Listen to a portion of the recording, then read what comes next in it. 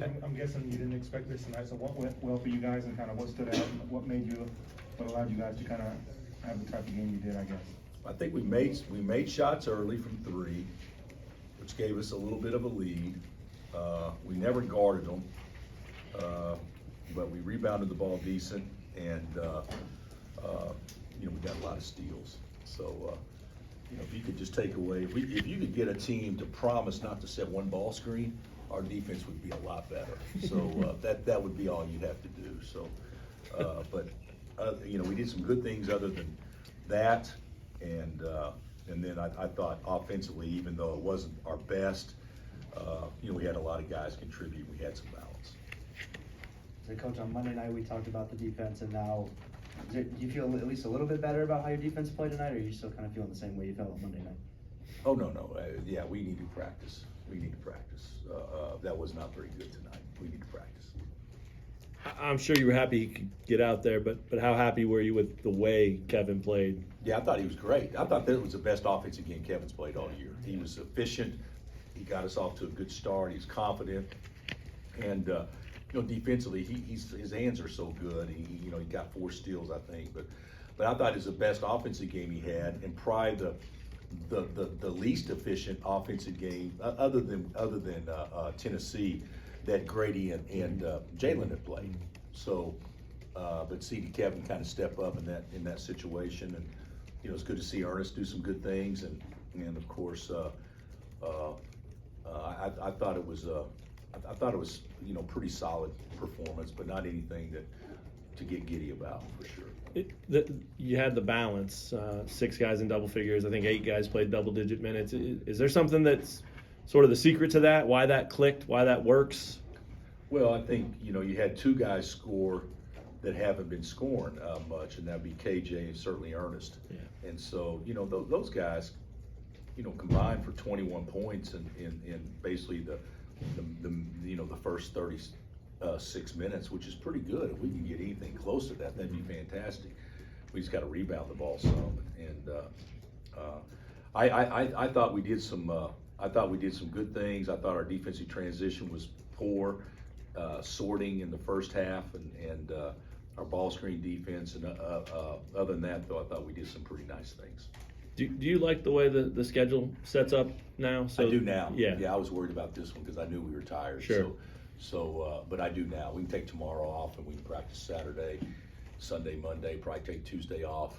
So there's no reason why we shouldn't be rested before we play Mizzou. And there's some things we need to definitely work on. So hopefully we'll be more equipped to play a little bit better when we go over there. Coach, can you talk a little bit about Ernest's performance and just Who? overall Ernest's performance? Ernest? Yeah, Ernest, yeah. Performance overall, and just kind of what he's been showing in practice and how it's been translated to games.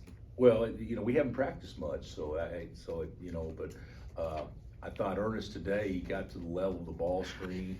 He got split right when he got in there, which was bad, and put Zuby in. He didn't guard it right, and they go around and make a layup. Well, they make a layup on Ernest, and Zuby fouls, and Ernest gets split. So it wasn't very good early, but the second half, we were pretty efficient the second half. What did we shoot? 67% the second half, and 12 of 14 from the line. So that was pretty efficient the second half, and Ernest was a big reason for that.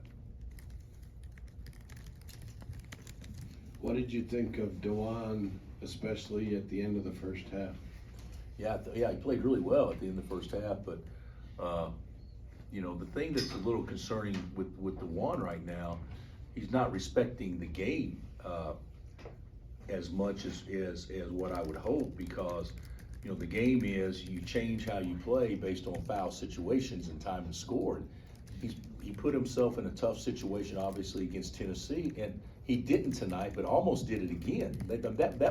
There were 2 fouls that could have gone on him instead of somebody else, and that would have put him in a situation. And so he's got to understand his value to us. Like if you have Remy back in there backing him up, it's a little bit different. But I think Juan to me is terrific, and he does so many things well. But he's got to understand